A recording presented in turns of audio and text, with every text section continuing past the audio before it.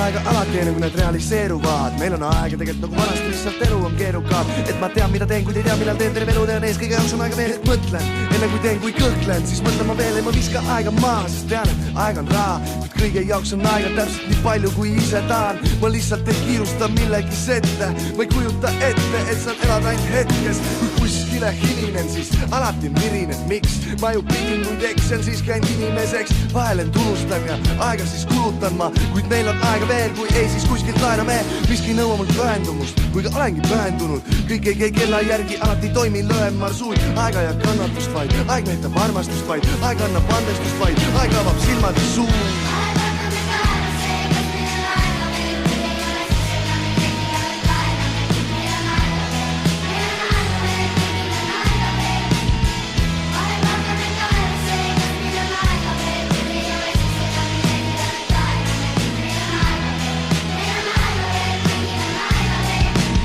Hommik on neetud, äratab mobiiliväring. Kas pea on pat ja kleepunud või kõuts varvast närib? Kui on aega veel, teen asju aeglaselt, siis vähe tähtsad asjad kõrvust mööda vahel lasen.